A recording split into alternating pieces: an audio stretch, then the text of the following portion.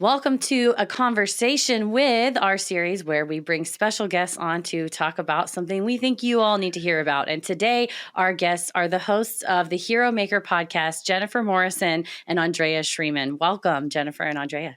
Thank you so much. We're really happy to be here with you. Thank you. Now, your podcast is a really special podcast. The Hero Maker surrounds the tragic death of your two college friends that you were there when it all happened and went down. How did you all react at the time and then take that into creating the podcast? What made you want to tell this story of all stories? I think I could take the how did we react in the time part, and I'll pass the how we got to the Hero Maker podcast over to Andrea. At the time this happened, it was December of 1988. It was right at the end of the fall semester. We were, in fact, coming right into exams before everybody would go away for a month. And a group of folks from the GW athletic community. I was a GW soccer player. Andrea was a gymnast. We hung out with wrestlers, baseball players, basketball players. Like the athletic community was pretty tight, as it is at many colleges and universities. And a group of our friends went out to a bar called Mr. Days to hang out with each other before everybody went their ways before the holidays. And two of the folks who were in that group were Raver, who was a soccer player, but she had just graduated, and her boyfriend, Warren Fulton III, who was a baseball player. And something happened to them between the time they responsibly left the bar early that evening, that Saturday evening. They actually left early before anyone else because they were going with Warren's parents the next morning to a church event for the Salvation Army. So they left well before everyone else, and they were never seen alive again. And then on the Tuesday of that week, their bodies were found in a field in Reston, Virginia, off of what is now the Dulles Access Road. And Rachael had been raped and murdered, and Warren had been executed. And that, when I think about what happened, it sent this immense shockwave through the entire campus, not just the athletic community. In a city that previously had sort of been our playground, Washington, D.C. is really fun to be young in, felt very sinister and scary all of a sudden. And then, of course, everything was happening trying to finish the semester. And then we all went home with our grief and our fear. So it was really a very traumatizing time. And that nothing changed. I'll hand it over to Andrea by saying that really nothing changed for years to come. So, Andy, why don't you take it? Sure. So the next part of the question is, I was just kind of like hanging on this idea that nothing changed. We didn't get a lot of information about the case. I would say that people started to deal with their grief in different ways. In exploring sudden violent loss, I've learned that there's a spectrum of how people respond.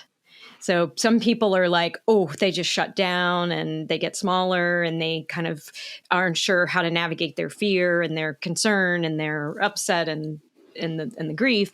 And then other people get like immediately into action. And I think Jen was a great example of someone who got immediately into action. She was kind of already interested, and I'm speaking for you, Jen, but she was already interested in law enforcement to some degree, or I guess cops. She liked cops. But then yeah, it was the late 80s. Yeah. No, I mean, she liked male cops. She liked that. Oh. She was something like that. Jen, were you dating a cop? She had a type. I mean, this is great, but I had some friends from my hometown who were law enforcement officers on the local police force. And then when I was in college, a little bit after this incident, I did an internship at the United States Secret Service Washington field office. Wow. And that really catapulted my interest from it being more of a passing interest in, wow, I think policing would be fun because it's never the same day twice, into the events around Rachael and Warren's murder and their crime not being solved in the time that we were at GW felt impossible to me, that two beautiful humans could be wiped off the face of the earth and nobody was held accountable. And we were grieving.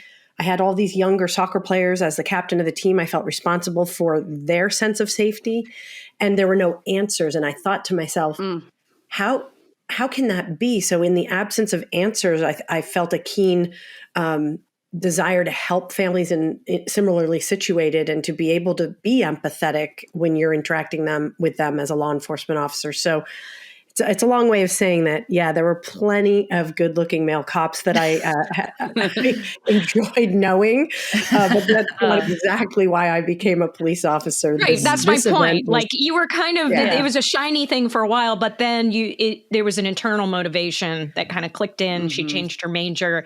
She got that internship with the Secret Service. She went on to become a police officer, head up a sex crimes unit. So to me, that is one of those examples of people who got highly motivated from this event.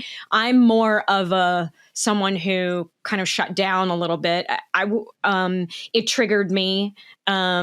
I didn't have a lot of personal resources for how to navigate that, especially as a kid. And by the way, the university was not as maybe proactive as it would be in a day like today, where things like this are so much more, they have systems in place for really offering people support in very shocking and upsetting moments like this. So one of the soccer players said to me, yeah, well, they just patted us on the back and said, go take your finals, honey. So it was rough. And what we're finding now is, we're approaching the 35th anniversary of their deaths, Rachael and Warren's deaths. And here we are 35 years later talking about the event, and it is bringing beautiful layers of healing that Jen will say that she didn't even realize that we're there to, after her life of service and life of being able to approach events like this, where I haven't approached very many events of violent loss in my life. And we're all going through a healing, but we're noticing that I'm seeing it almost as a balance, that there was so much terror put into the world from literally just one event. But what you find out over time is that their perpetrator was a serial killer and a serial rapist, and it infected and impacted many, many jurisdictions, many families, many professionals in the justice system, investigators, jurors. I mean, it just seeps out into so many directions, which I'm sure you've covered in your work here. But that now we're bringing this wave of healing, and the healing does the same thing. So given the choice of someone who is putting evil into the world or waves of healing, what do you choose? And then to answer your question, well, I guess I'll pause there to see if there's any thoughts or feedback, and then I'm happy to answer the second part of your question.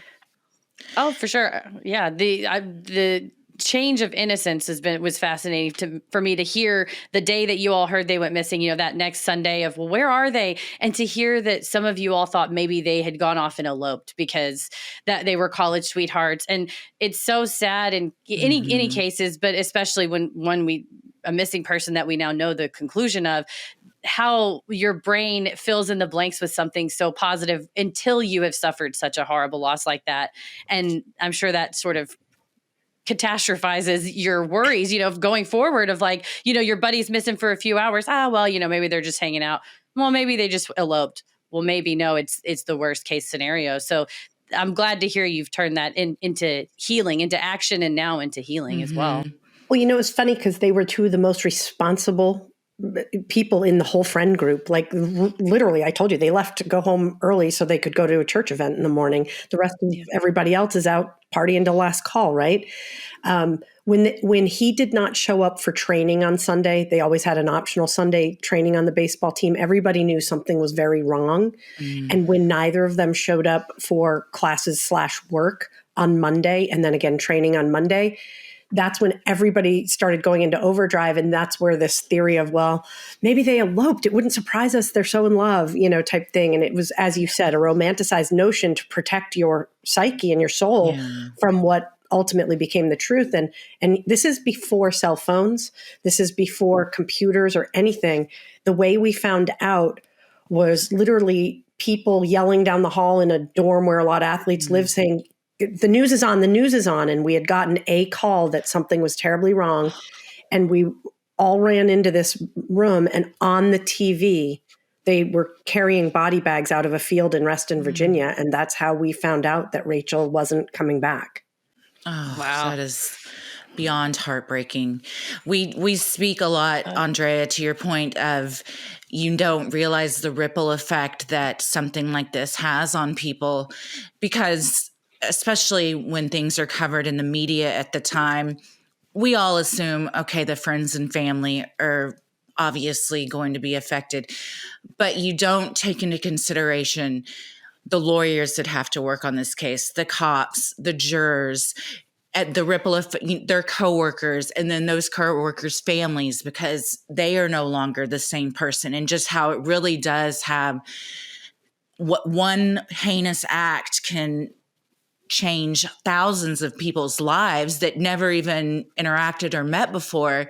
But I think what you said about the healing has the same effect. I had never really thought of it like that. And that's a beautiful way to think of it, that even 35 years later, you both are finding ways to heal. And through your podcast, everyone else that was affected can hopefully find a new way to heal as well. Have you heard from other friends that you had at the time there, or family members and things, that this is really helping them?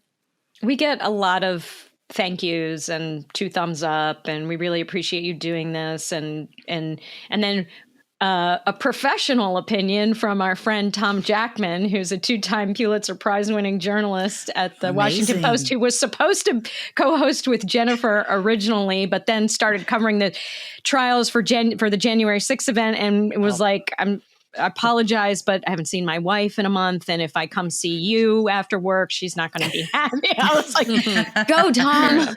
But he also congratulated us and let us know he thought that we were doing a good job. And so, but no, in terms of the healing, we get a lot of really positive feedback, and it doesn't stop with the people who were there and impacted. Also, the family members have been very complimentary. And I will say there is something to this story was out there for a very long time. And this is a nice segue into why did we decide to do the podcast?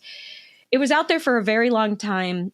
In 2020, I was going to on my way to Sundance, and I always in Park City, Utah. And when I go, I always spend one night in Salt Lake with my college roommate, who was on the soccer team, and at the time, so she knew Rachael as well. And I just asked her right before I went to Sundance that year, why hasn't anybody ever done anything about this story? It's it's true crime. Everybody's into true crime. There's like 1,000 streamers streaming true crime 24 hours a day. And this is what I'll say as a testament to maybe how the community is responding to what we're doing. I think there were a lot of opportunities for the investigators and the family and people on the inside to tell the story.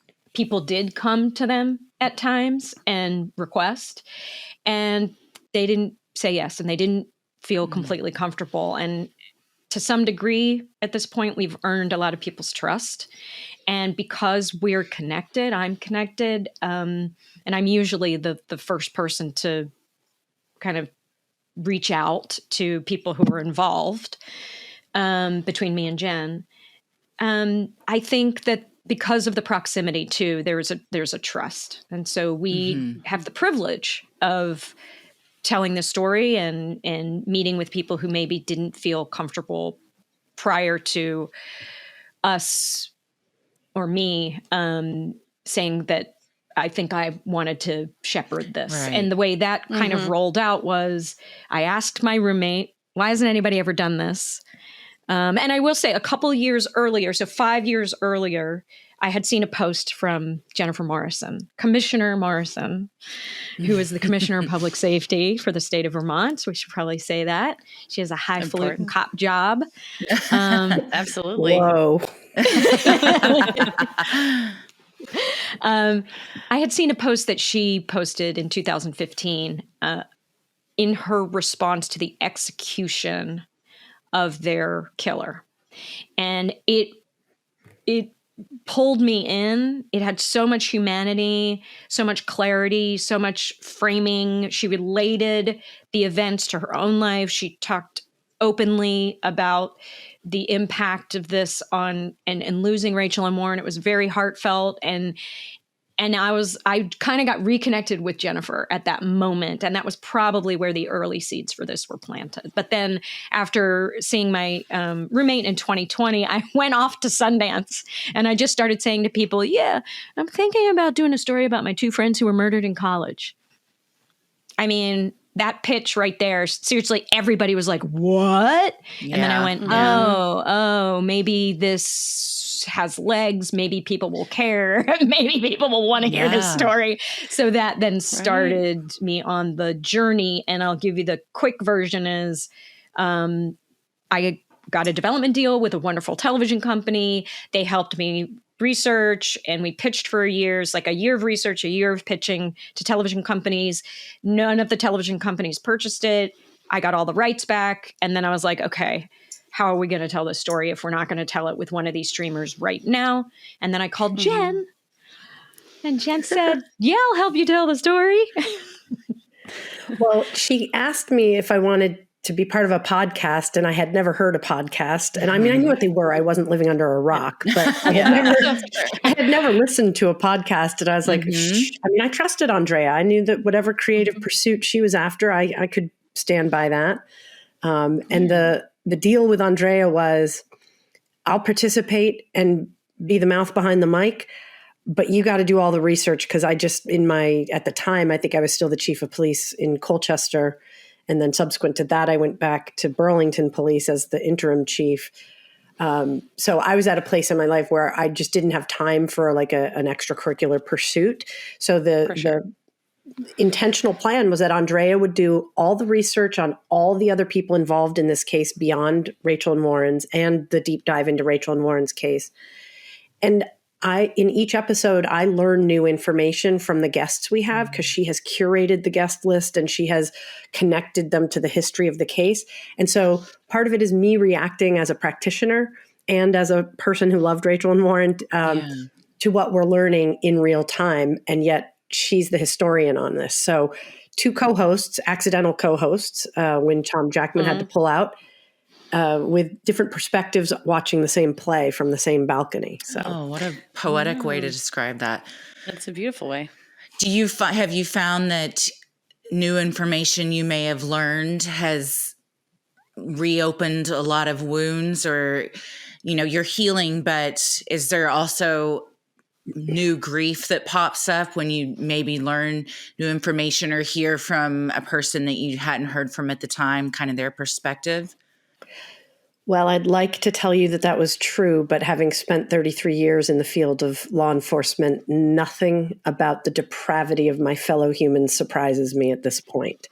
So I can tell you that it was an absolute privilege to meet some of the other victims' family members and hear their story. And I could feel a very deep connection to them because even though it was a different victim, it's the same killer and they're all interconnected.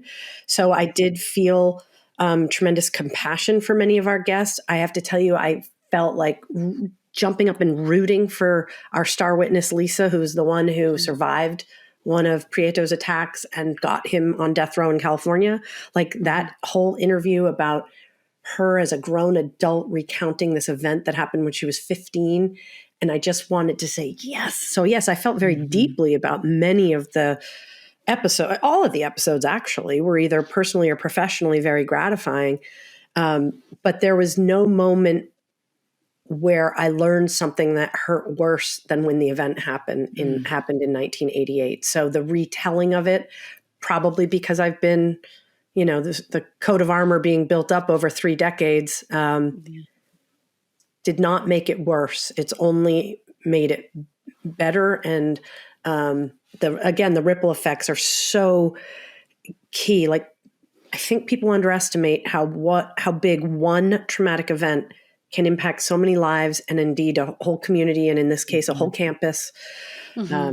So we've been very fortunate that people have given us their time and their authenticity. And I think the nuggets of wisdom that we've tried to flesh out from each episode do leave some really nice tips for improvement for the system, the criminal justice system, the victim advocacy system, whatever part of the story we're looking at that week, I really do think we're able to pluck some interesting or provocative ideas for the future for practitioners like me who are at the beginning of their career, not the end.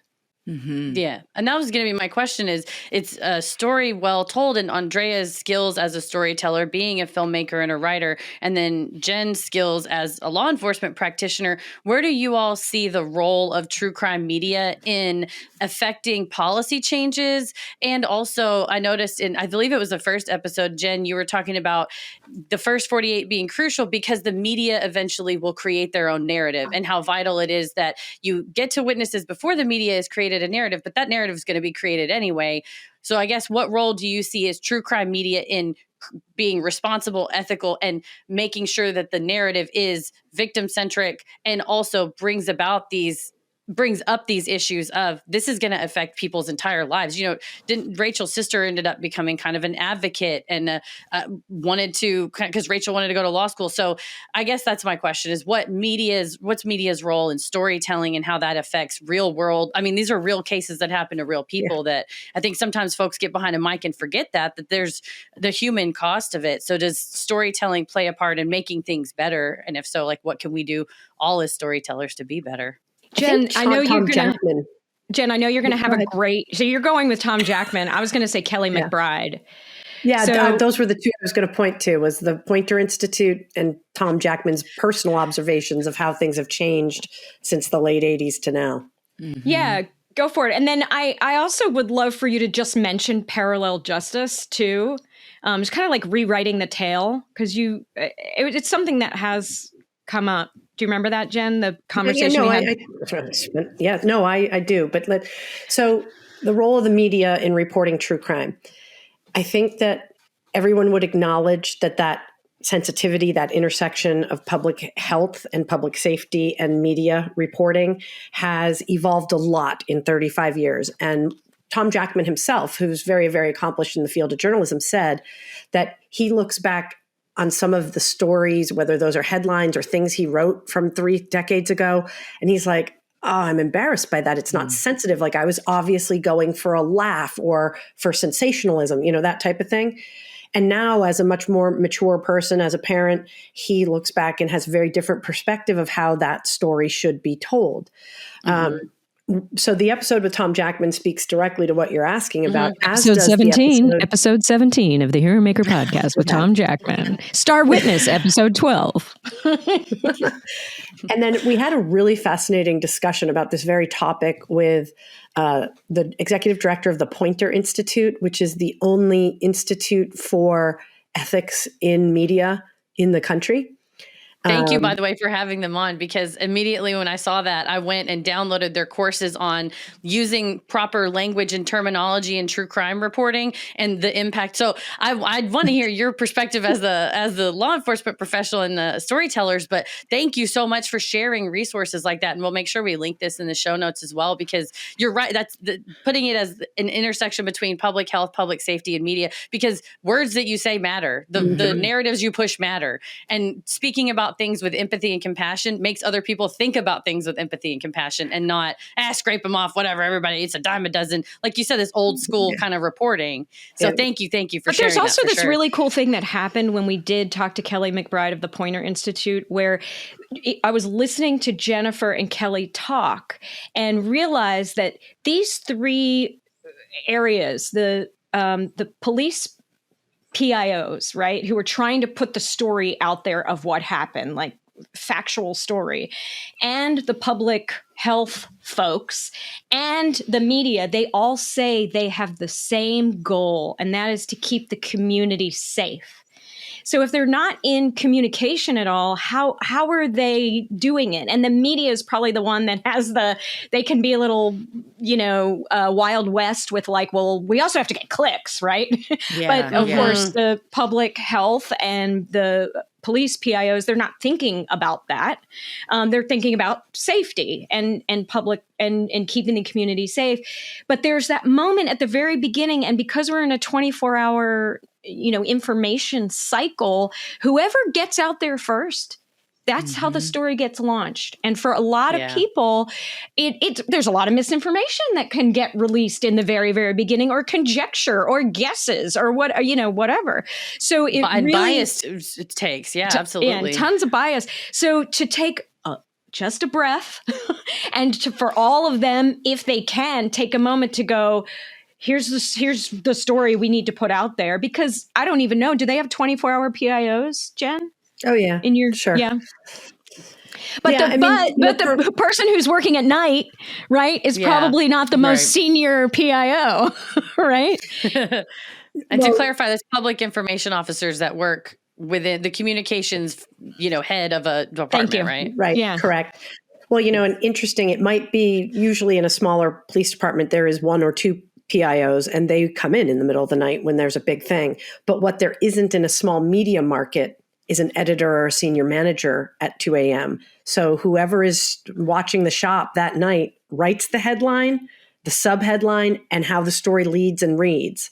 So there's you could have junior Birdman reporter covering an absolutely terrifying case for the community that is rapidly evolving and the facts are not known yet. So, and this is the rub. You asked about the first 48 hours. It's very true. Those are crucial from an investigative standpoint. And nobody who's intimately involved with the investigation has time to worry about the public narrative. You are trying to lock down witnesses because people evaporate these days.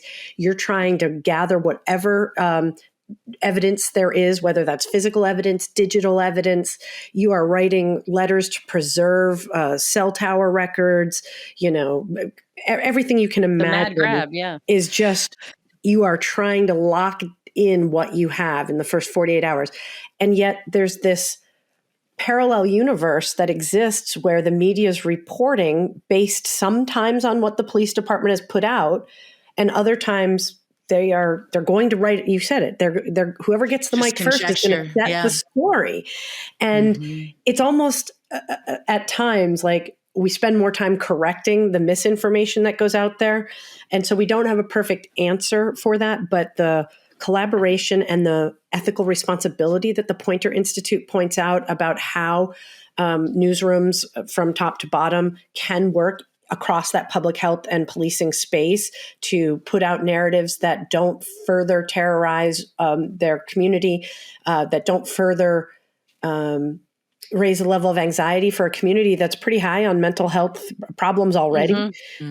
So there's a lot of space for growth there. I think that's one of those fertile grounds we've stumbled upon in our podcast, that this intersection of public health, public safety, and the media is rife with opportunity for collaboration on a sunny day, so that when you have the storm, that you already have the relationships and you can already trust each other and push a joint message with one voice that is accurate and allows people to make choices about their own safety, but does not spin up a frenzy of anxiety. It's real hard to walk back all of that once you've put it out there. It's barn doors open. Oh yeah. And then it's like a grass fire. It just spreads, No, and now I appreciate the Poynter Institute also on their page. They brought up stuff about the language you use can help perpetuate, in a bad way, can perpetuate negative stereotypes, dangers in policing. If we do write more and more about it, becomes this public narrative of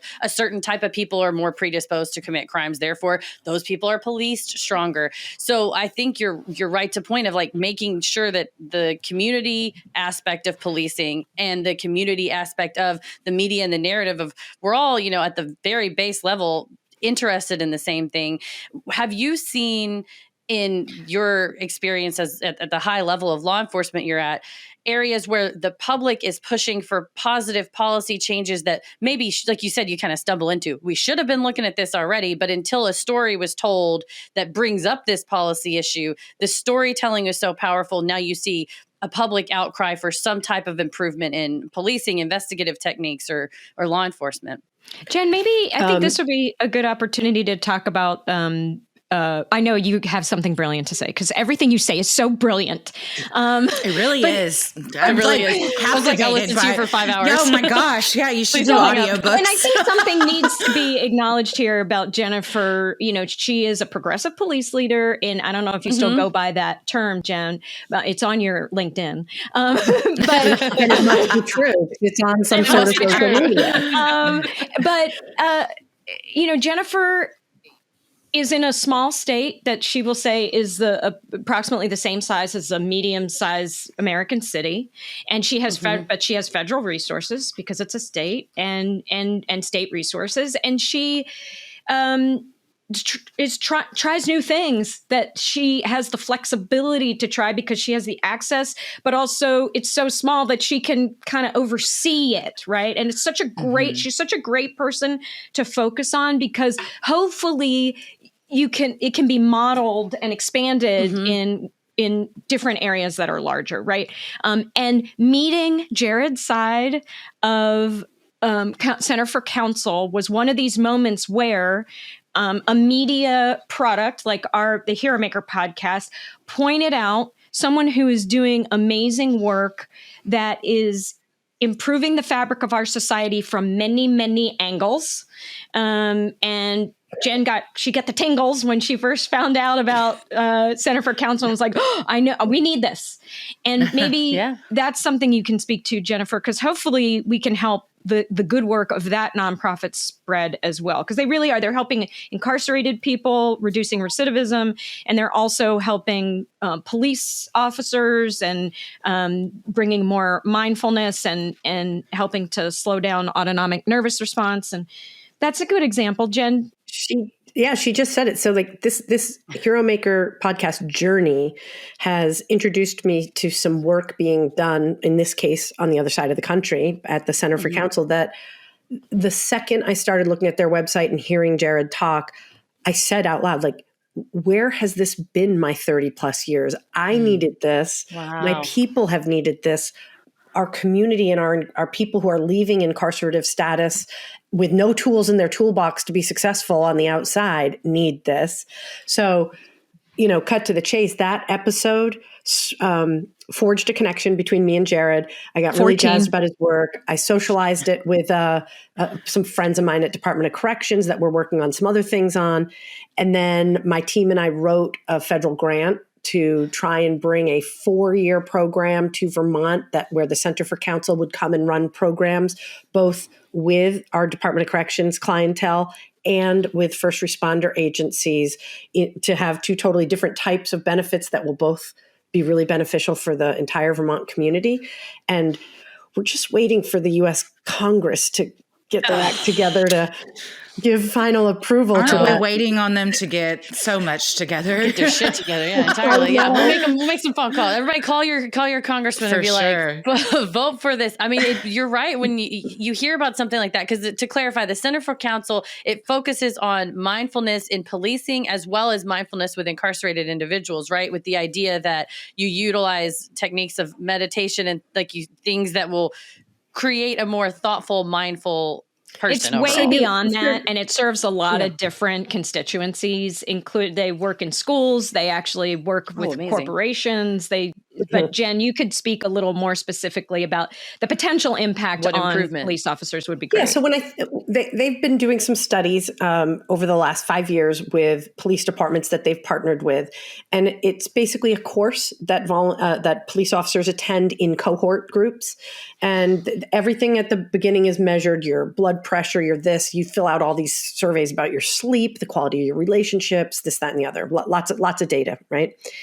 And then they teach the police officers about the science of the stress response, like what actually physically happens in your body when you get into the fight or flight situation. So building tremendous self-awareness about what's going on in your body, and then they help rewire some of those responses to get out of your reptilian brain that happens at that moment of fight or flight to hopefully have greater self-regulation. So what does that mean for the people on the other side of a very tense encounter with a police officer? You're going to have a police officer with greater self-regulation, access to tools, deep breathing, whatever it is that they've built through the course of this training to keep them out of tunnel vision, audio exclusion, into the fight or flight, which usually ends in a fight when you're the cop. Very rarely is retreat an option, although it is an option. And so more positive outcomes for police-citizen encounters that previously might have gone into a use of force situation. And then they have boatloads of data showing that the police officers who participate in these cohort groups that last for about 3 months, and then they can come and check back in together as they wish in their circles. They have people who no longer have blood pressure meds. They report much healthier relationships, drinking less, exercising more, better sleep, fewer uses of force. So they're tracking all this data. And that's just one example of the work they do around mindfulness, self-regulation. And then there's other programming that is done with people who are either currently incarcerated or in the community, but under the supervision of the Department of Corrections.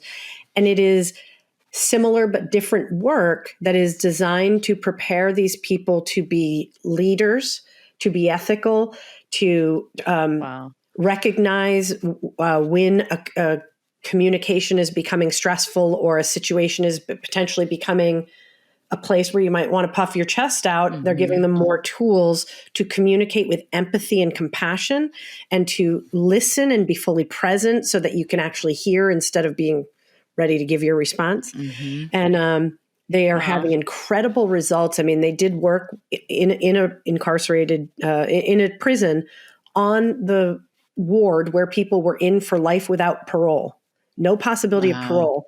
And they have had many people who have completed their programming, not just go on to lead circles of this work, but to get paroled, and are now on the staff of Center for Counsel or otherwise gainfully employed in the community. Whereas prior to this intervention, shall we say, they had no possibility of parole. They were just going to be in prison the rest of their life. So that's the kind of work that we have found ourselves bumping into. And it is my sincere plea that that will come to fruition in Vermont. It's going to be a 4-year project, and I'll be happy to come back and report on that. Yes. Your question about public outcry and asking for policy changes in the wake of events, I could recount dozens of them. Some positive and some so negative. And I'll whenever there's a sentinel event, people like a child is murdered or raped and murdered, we end up with new regulations, and some of them are wonderful. Some of them are helpful, and I believe are part of the accountability network in our society. Amber Alerts, sex offender registries, universal background checks for people working with vulnerable populations, that type of stuff. Those are all examples of things that came out of a tragedy. So some of them are very positive. But there's also been sentinel events in the community where the pendulum swings so quickly and there is such a strong reaction in a state or a local community that bears no resemblance to the conditions in that community at the time. What I'm specifically referring to is when a national social platform grabs the mic somehow in a community and declares that the police department is X or the state government is Y, and that there's a crisis of, you name the crisis, and there's a tremendous following of that, where a narrative swings the pendulum in a community so that new policies are introduced that are not based on fact, and they are certainly not based on local conditions or local reality. And the conversation happens in such a polarized way that the stakeholders that have been holding that community together and everyone there is excluded. And those public policy decisions get made out of feelings, not facts, and frequently by agendas that are from another state or another part of the country. So there's Well, examples of both that happen. Yeah. no, certainly. And I think Andrea and I spoke off the air about some of the nonprofits that you work with. And I think that's where that is the local aspect is so vital, because they know. I'm thinking specifically, I'll give you a moment to talk about the Dallas-based nonprofit specifically, where it's someone in the community, understands the community, and is pushing for something that is a more of a bigger tent, not it's us versus them, it's us versus the police, we're all stakeholders in this community. Like it or not, cops aren't going anywhere and criminals aren't going anywhere. We all have to find common ground. We have to find plurality where we can get stuff done. Everybody stop hollering, shut up, come to the table. We've got to figure out and get stuff done. And the beauty of your show is to show off some of these, like, that's what this sounds like the Center for Counsel does, as well as some of the other nonprofits. Do you want to, Andrea, give us a little bit about some of the ones you've found through the show? Yeah, but also this kind of gives me an entree to say, when we set out to do the podcast, we agreed on two goals. One was, let's tell as much of a story as we can, as full of a story as we can, of what happened to Rachael and Warren. We always say Rachael and Warren. Warren and Rachael. He's just as important in the story, and we miss you, Warren and Rachael. That was one of our goals. And when people come to our podcast, probably the most consistent feedback I've heard is that we are taking a 360-degree view of the event. And like Jen uses that balcony metaphor, we're really trying to share the story from as many balconies as possible. And I think we've had some good success there. But then the other goal was, let's leave these nuggets of wisdom for the future in the area of criminal justice and public safety and law enforcement. And so that's where Jen has introduced me to many of her career professional buddies, cop buddies, and also folks in different departments. Like, I got to meet a DNA expert from the Vermont Forensic Laboratory. Did I say that correctly, Jen? Yeah. And people like that, so that we can now take like their 30, 40, 20-year wisdom and put that out there. So these nonprofits are in that classification. What are these executive directors or team members doing in these nonprofits that are rest in these sectors that we've described, that we can pass that wisdom on? And so we've already mentioned, we've mentioned two so far: Center for Counsel and the Poynter Institute. We also spoke with the National Center for Victims of Crime. Renee Williams is the executive director there, and they have a wonderful hotline that is not yet 24 hours, that's coming, but they have a weekday hotline at victimconnect.org. Or you can just go to their website, which is victimsofcrime.org. And anyone in the country who has been a victim or is a survivor and would like to find resources in their area, they can go and call them, and they'll get support, and they'll get immediate support resources for their area. And that's a great story, how that got started. And Renee is wonderful, and they're doing great work there. And as Jen will tell you, the whole victim services unit or area it was like barely a thought when Warren and Rachael were killed. And it has really progressed to this day. I can't speak for every jurisdiction, because one thing that we notice is some victim services units are stronger in some areas than others. It was certainly incredibly strong during the trial, Rachael and Warren's trials, which happened in 2007 and 2008. Sally Fayez is now the director of victim services in Fairfax County, Virginia, and she kind of wrote the book during that trial and did a great job with our families that were associated with that case.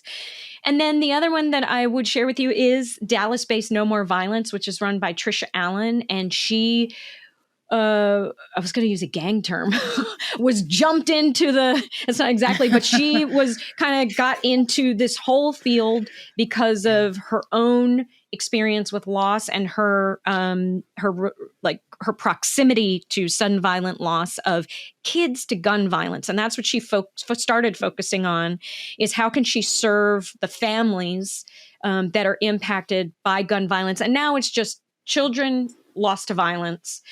And what's amazing about No More Violence and her organization and her team is that they walk with families from literally the moment of loss.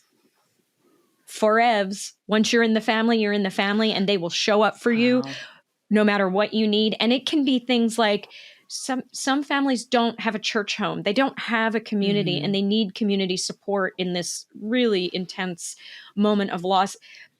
Having clothes to wear to the funeral, doing an event, memorialization event when the family's ready, whether it's a balloon release or some kind of memorial at the cemetery, burial fees. She even brings people together and helps them with leadership training, integrating with the police department in their community by putting on these events that are like playing basketball, the kids of the community playing basketball with the police officers in the community. She is that nonprofit, No More Violence in Dallas, sees the need and fills it.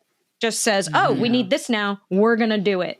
And it's the helpers. Grassroots, yeah. And Jennifer talks a lot about how we need to re-knit the fabric of our communities back together. And that is these smaller nonprofits, especially something that is local, like this Dallas organization, that is the work that they are doing. And we just appreciate them and hail them, and also say, if anybody hears this and says, oh, you all need to know about this nonprofit or this organization that's doing that very same thing in your community that you know about, let us know, and we would love to feature them. Email info@theheromakerpodcast.com. I'm sure you'd love to hear from them. But that's the title. Yeah. The Hero Maker, and tragedy brings heroes. And you're right. It sounds like all of these organizations, they found something positive out of the heinousness. Well, and it's so important that you said once you're in it for life, because so often people are there for surviving victims in the immediate crime and the immediate aftermath.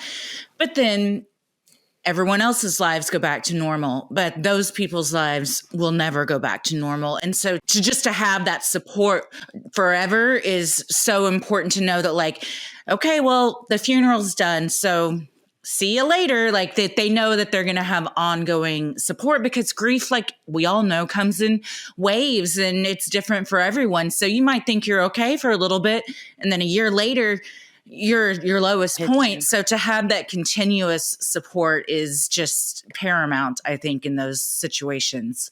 A point to be made here is that even government resources. So there are local government resources through victims advocacy usually it's somehow connected to the police department, or in some cases, but those run out, they end. There is an end to that support, because they are moving on to the next family, Sure. There may be things that are evergreen, but I don't know of them in terms of government resources. But yeah, so it's nice that this organization is there for the long haul. And there's also just only so much legally that the government can do. When I worked at Legal Aid, I represented victims of crime who were over 60, and that was just my specific grant is what covered my fellowship. But all the victims of crime that came to us at Legal Aid, because we were a civil legal organization, so we don't do any criminal defense, but realizing that you do have a financial impact from crime. You have a job impact from crime. Maybe you're going to get fired from your job because you've survived something horrible and you have PTSD that's untreated. You don't have access to mental health. You didn't know. So it's so vital that there's a multidisciplinary approach. And I think saying, like, reknitting the fabric of the community, part of my fellowship was finding stakeholders of, okay, the police department's a stakeholder, but also this elder services, or for children, this children's services. So those centers where at Dallas Fort Worth is very lucky that we have at least Dallas has a fairly progressive department, that we want to have children's advocacy centers or somebody that can walk you through. But like Christy said, that does run out at a certain point. So the vitalness of this nonprofit aspect, this community aspect, and us as community members, finding those local nonprofits, supporting those, showing up, not even financially, just showing up when we can, I think is so vital. And you titled the show Hero Maker because, you said tragedy breeds heroes. You've displayed so many on the show so far, but the two of you, I think, are a testament to taking something tragic and bringing so much untold positivity, because just by sharing this, the Center for Counsel, who knows, maybe somebody that's listening is a law enforcement officer and they want to bring that to their community. And that's in 2 years, somebody might've died by gun violence who are now, they're not going to do that because the officer that they are, face to face with has taken this training. It's just, there's so many untold ripple effects of what you're doing. I cannot speak to it enough. I'm so glad we had you all on the show today. Mm-hmm. Thank you. And having a podcast 35 years later after a tragic death is another example of still being there for people who, a lot of people may have moved on, but I know that you and the victims' families certainly haven't, and their friends. So knowing that their lives are still being valued and appreciated and shared is so powerful. Thank you. It's so powerful. Well, for those of you listening, if you or someone you know is connected either personally or as a result of violent crime to Alfredo Prieto, a convicted rapist and killer who lived in and around San Bernardino, California, Arlington, Virginia, and Jamaica, Queens, New York between the years of 1984 and 1990, Jen and Andrea would like to hear from you. Please email them at info@theheromakerpodcast.com. Listen to the Hero Maker podcast on Apple, Spotify, wherever you get your podcasts, and check out the Hero Maker Pod on most socials and theheromakerpodcast.com. Andrea and Jen, thank you so much. Thank you. Thank you so much. much. We love your show. We we love yours. Friday. Yeah, I'm digging Freaky Friday. Oh, nice. We love it. Thank you so much. I have a lot of freaky stories I could freak you out with. Please. Anytime. Here's the thing. Both of you all have a standing invitation. Come back anytime. We'd love to talk to you about your own Freaky Friday experiences, the case, updates in the case, new nonprofits, new policy initiatives that you think our listeners need to hear about. We'd love to have you back anytime, please. I bet you we could fill an episode with just some of the freaky coincidences from this case. Absolutely. Alfredo Prieto. So it'd be my pleasure to come back. It's been wonderful to be with you. Thank you so much. Thanks, everyone.